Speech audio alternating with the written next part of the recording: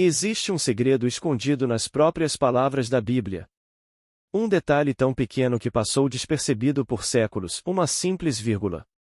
Mas, segundo Neville Goddard, esse pequeno detalhe muda completamente a compreensão de quem Deus realmente é. Nesta poderosa palestra de 1969, Neville revela uma experiência espiritual extraordinária em que o Espírito da Verdade mostra algo surpreendente. A verdadeira identidade de Deus não está fora de você, mas dentro de você. A declaração bíblica antes que Abraão existe, eu sou ganha um significado totalmente novo, revelando que a fonte de toda a vida é a própria consciência divina presente em cada ser humano. Prepare-se para explorar uma das revelações mais profundas de Neville Goddard sobre imaginação, identidade divina e o verdadeiro propósito da vida. Recentemente li um livro chamado Partes Desaparecidas do Ontem, de Lord Frederick Hamilton. Nele, ele conta a história de Catarina, a Grande, que, ao encontrar a primeira violeta da primavera, ordenou que um sentinela fosse colocado sobre ela para protegê-la de ser colhida. Esquecendo-se de revogar a ordem, dia e noite, verão e inverno, um sentinela permanecia onde, 150 anos antes, uma violeta florescera. A nova geração não sabia por que o sentinela estava ali, e ele também não. Era simplesmente uma tradição. Certifiquem-se de que não haja nenhum sentinela em seu gramado, impedindo-os de ouvir a palavra de Deus, pois vocês invalidam a palavra de Deus por meio das tradições de seus pais, transmitidas de geração em geração. Agora, o Espírito da Verdade chega a todos que o aceitarem. E a forma incompleta da revelação encarnada continuará até que o Espírito da Verdade chegue. Ele chegou a esta senhora cuja visão eu gostaria de compartilhar com vocês agora. Encontrando-se em um estúdio de cinema com outras duas pessoas, ela se aproxima de um homem que tinha a aparência de John Wayne. Chamando-a pelo nome, ele lhe disse algo que ela não conseguiu entender, mas, ao despertar, estas palavras foram ouvidas claramente: não é antes de Abraão existir, eu sou, mas sim antes de Abraão existir, eu sou. Lembre-se de que o manuscrito original da Bíblia não continha sinais de pontuação. Não havia versículos, parágrafos, letras maiúsculas, capítulos ou pontuação até o século XVI. O homem inseriu a vírgula após a palavra era, como se um homem estivesse falando. Mas nesta revelação encarnada, o Espírito da Verdade revelou a fonte de toda a vida como eu sou. Este é o mesmo ser que disse: Ide aos meus irmãos e dizei: Subo para o meu Pai e vosso Pai, para o meu Deus e vosso Deus. Nesta revelação, a obra encarnada não se separa de você, pelo contrário, está lhe dizendo que o eu sou se desdobrou dentro dela. Você acreditará nessa revelação? Você se voltará para essa única presença, esse eu sou que existia antes de Abraão, sabendo que ela é a fonte de tudo o que é bom, mau e indiferente? Você pode pensar que Deus não poderia criar guerras e conflitos entre países, mas eu lhe digo que não há outro Criador, nenhuma outra causa. Por mais horrível que o mundo pareça, ele é como uma tapeçaria cujos nós e fios soltos parecem feios de um lado, enquanto sua beleza se revela do outro. Conheço imaginadores muito capazes que sugerem que consideremos a história da humanidade como matéria-prima para a arte de Deus. Isso é muito bem dito, mas eu acredito que são os horrores da experiência que transformam o homem no ser belo que ele era no princípio. No livro de Gênesis, lemos: Ele planejou o mal, mas Deus o transformou em bem. Para desempenhar o papel do homem, a consciência teve que adormecer e, ao fazê-lo, tornou-se o sonhador chamado José, que foi vendido como escravo. Apesar dos horrores do mundo, José despertou e foi capaz de salvar a civilização da destruição. Portanto, acredito que, independentemente do que façamos, tudo se transforma na beleza da promessa. Reflita sobre a revelação desta senhora, pois ela lhe foi transmitida pelo Espírito da Verdade. Lembre-se, e a sonhadora dentro dela também é o ser na cadeira de diretor. John Wayne sempre desempenha o papel principal, nunca um papel secundário, e Deus é o ator principal, sempre a estrela. Reconhecendo John, a palavra significa o favorecido de Jeová, ele a chama pelo nome. As Escrituras nos dizem que Deus numerou as estrelas e chamou cada uma pelo nome. Você sabia que é muito mais precioso do que as estrelas ou os grãos de areia do mar? Embora pareçamos não ser numerados, cada um de nós é conhecido na mente do Pai e cada nome está registrado no livro da vida. Embora minha amiga não tenha conseguido ouvir as palavras ditas em sua visão, ao acordar ela se lembrou. Não é antes de Abraão existir, eu sou, mas antes de Abraão existir, eu sou. Você encontrará essa afirmação no capítulo 8 do Evangelho de João. Este capítulo trata da identidade do Pai. Nele, ele declara: Aquele a quem vocês chamam de Deus é meu Pai, mas eu conheço meu Pai, e vocês não conhecem o Deus de vocês. Nessa declaração, ele está tentando levá-lo a transcender o estado físico e a pensar em Deus, sua imaginação, como a fonte de toda a vida. Você pode testar Deus através do ato de assumir. Ao assumir que você já é aquilo que deseja ser, e ao vestir essa crença como se fosse uma roupa, você se tornará aquilo que deseja ser. Lembro-me de comprar um chapéu novo e caminhar pelas ruas de Nova York achando que todos sabiam que ele era novo. Eu estava muito consciente do meu chapéu e um pouco constrangido por ser novo.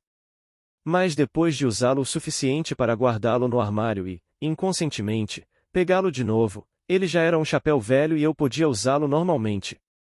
Você pode negar isso, mas se for honesto consigo mesmo, admitirá que fica muito consciente de um terno ou vestido novo, mesmo que as pessoas ao seu redor não saibam ou não se importem se suas roupas são novas ou velhas. Só você tem consciência das roupas que está vestindo. O mesmo acontece com uma suposição. Inicialmente, sua mente racional e seus sentidos externos negarão sua existência, pois seus pensamentos são novos e ainda não foram assimilados. Mas, com o tempo, ao cultivar uma suposição, ela se torna confortável e você sente sua naturalidade, e então, ela se manifestará externamente, à medida que o mundo refletir a verdade daquilo que você supôs. Lembre-se, a fonte de toda a vida é Eu Sou. É-nos dito que o Senhor falará ao homem em sonho e se revelará em visão. A palavra Senhor pode fazer você pensar em outra coisa, mas a palavra hebraica Yod-Reval pronuncia-se Yod-Rei significa Eu Sou. E não há outra palavra quando você diz, Eu Sou. O Espírito da Verdade se manifestou a esta senhora em uma visão e a guiará em todas as coisas. Instruída na crença em um Deus externo, ela superou muitos obstáculos para recebê-lo. O homem precisa superar a crença em um ser externo a si para que o Espírito da Verdade possa vir e se revelar a ele. Esse ser é imortal e está dentro de você. Cada vez que você diz Eu Sou, você está pronunciando o nome dele. Quando você descobrir isso, saberá que você e Deus são um. O mundo rejeita essa revelação porque não conhece o Pai. Chamam-no de Senhor e adoram-no como alguém externo a si mesmos, sem saber que ele está dentro deles. Embora você possa acreditar que Jesus Cristo é o Filho de Deus, quando Davi revelar que você é seu Pai, você perceberá que você é Jesus e ele é o seu Filho cheio de poder, Cristo. Então você dirá àqueles que foram condicionados a acreditar que Jesus Cristo é o Filho de Deus e que Deus é alguém diferente de si mesmo, e eles não acreditarão em você, pois a mente condicionada precisa ser dissolvida para que o indivíduo perceba que ele é Deus. Se Davi me chama de pai e te chama de pai, não somos nós um só pai? Se há apenas um filho, um só Deus e Pai de todos, e cada um individualmente tem o mesmo filho que o chama de pai, não comprovamos a verdade daquele maravilhoso capítulo 4 de Efésios. Há apenas um corpo, um só Espírito, uma só esperança, um só Senhor, uma só fé, um só batismo, um só Deus e Pai de todos? Qual era o propósito de Deus? Por que ele se tornou você e eu? Para que pudéssemos nos tornar Deus. Se isso é verdade, como saberemos disso a menos que o Filho de Deus nos chame de Pai? Eu poderia te chamar de Senhor, Deus. Jeová ou Jesus e você negaria, mas quando o Filho de Deus, que supostamente viveu há 3.000 anos, estiver diante de você, que vive no século 20, e te chamar de Pai, você não poderá negar a experiência. Quando você vê Davi, você sabe que é o pai dele e ele sabe que é seu filho. Tendo adormecido, você se esqueceu de sua verdadeira identidade. Mas quando Davi aparecer, sua memória retornará. Deus não possui memória, conforme interpretamos a palavra. Para Deus, tudo é atual. O Filho de Deus é um jovem de beleza indescritível, gerado por si mesmo. O verbo gerar está sempre ligado ao masculino, enquanto o verbo dar à luz está ligado ao feminino. As Escrituras falam de duas formas de nascimento, uma ligada à mulher, cujo corpo é formado e nasce dela, e outra associada ao pai, cujo corpo é espírito e cujo nascimento é interior. No terceiro capítulo de João, Nicodemos é informado de que precisa nascer de novo. Neste capítulo, a palavra notem é traduzida como do alto. Em outras passagens, é traduzida como de novo ou novamente, mas o nascimento espiritual é imprescindível para entrar no reino dos céus, pois é Deus Pai quem nasce. No último livro do Antigo Testamento, a pergunta é feita: se eu sou pai, onde está meu filho?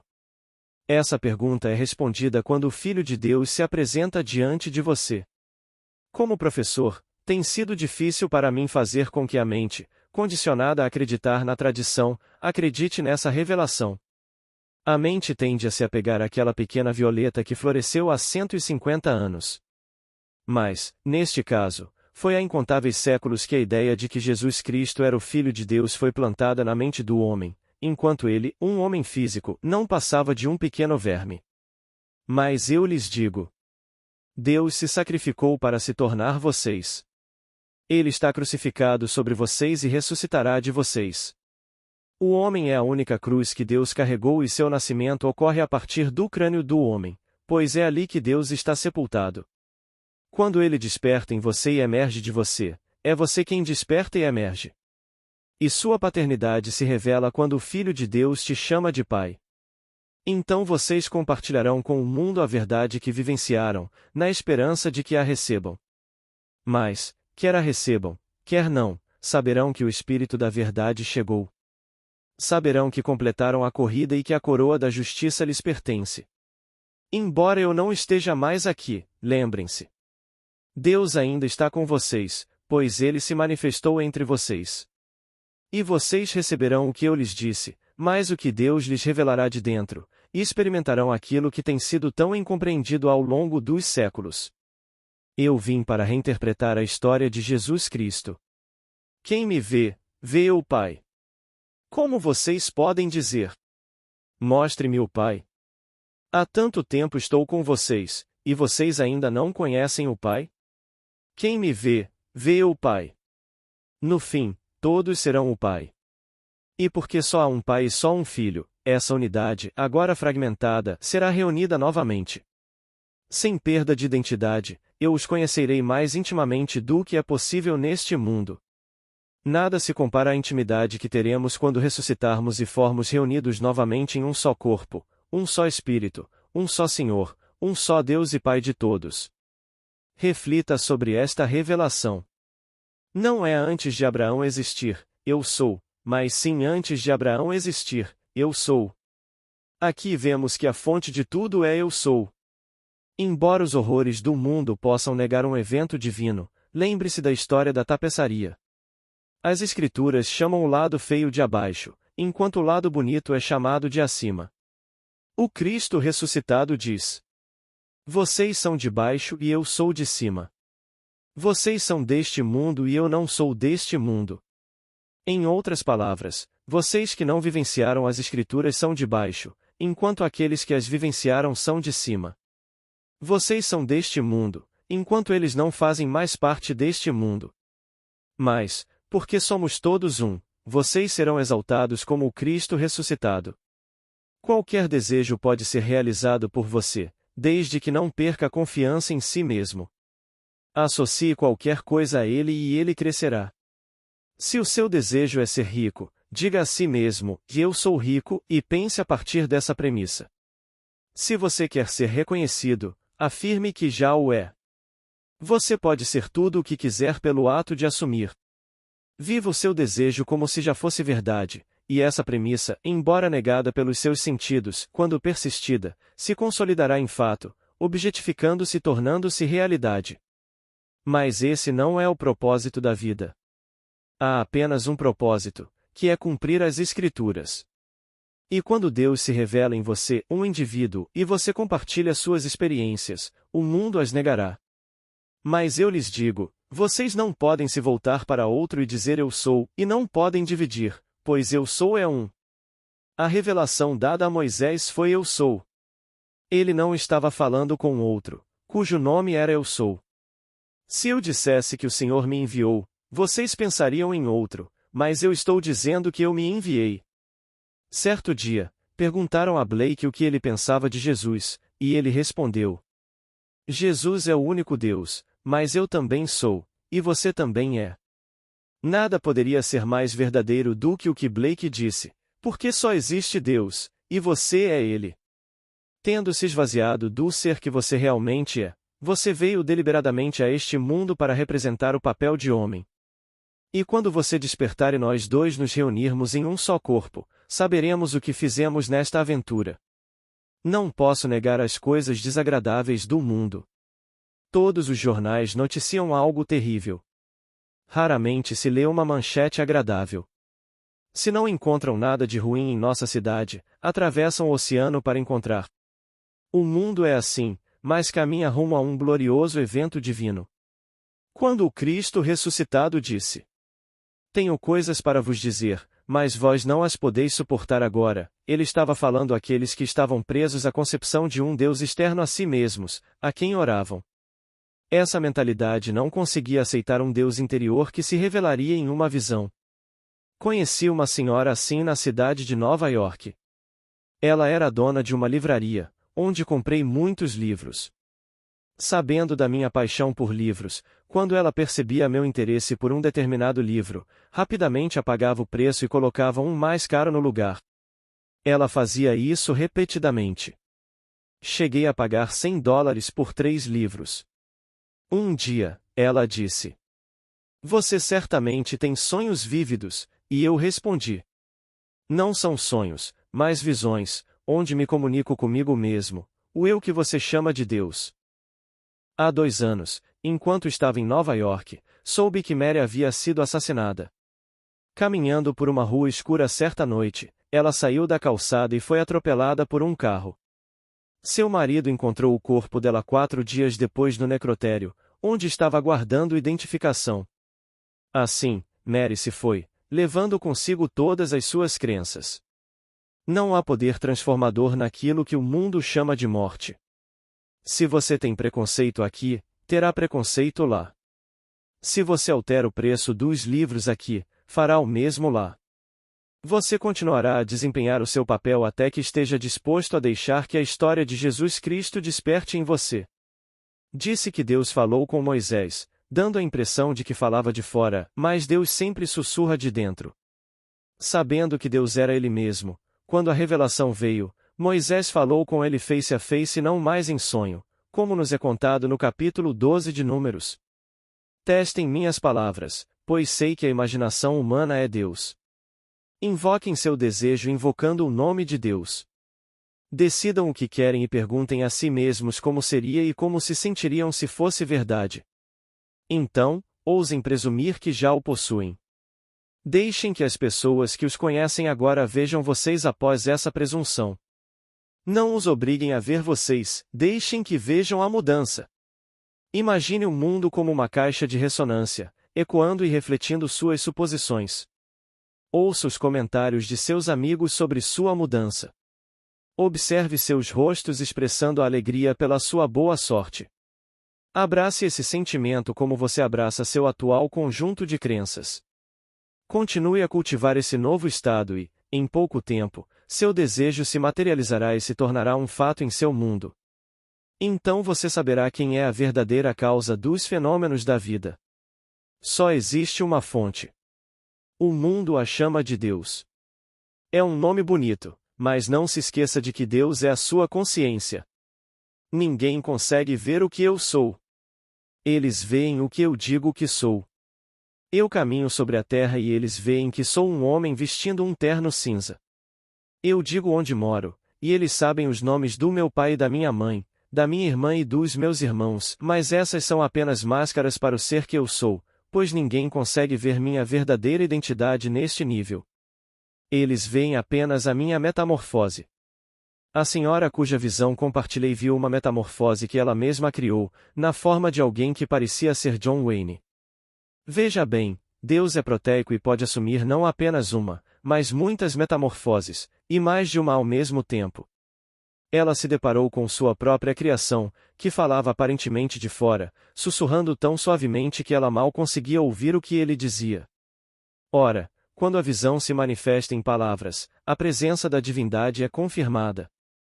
Na visão de Moisés, a fala provinha de uma sarça ardente, e na visão de Isaías, um dos serafins perguntou: A quem enviarei? E Isaías respondeu: Envia-me, Senhor. No caso dessa senhora, ela viu a figura de um homem que imediatamente associou ao estrelato.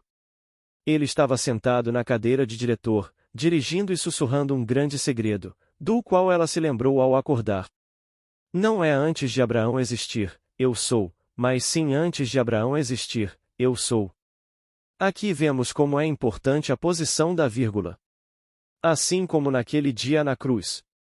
Eis que hoje te digo que estarás comigo no paraíso. Colocar a vírgula depois da palavra hoje muda completamente o significado em comparação a colocá-la antes. Que confusão isso causou entre aqueles que leram. Eis que hoje te digo que estarás comigo no paraíso, quando 40 dias depois ele diz: Não me toques, pois ainda não subi. Mas a declaração faz muito sentido quando a vírgula é alterada. Toda a pontuação é invenção humana. Troque a vírgula e verá que ninguém pode se perder. Como Deus poderia se perder ao se tornar homem?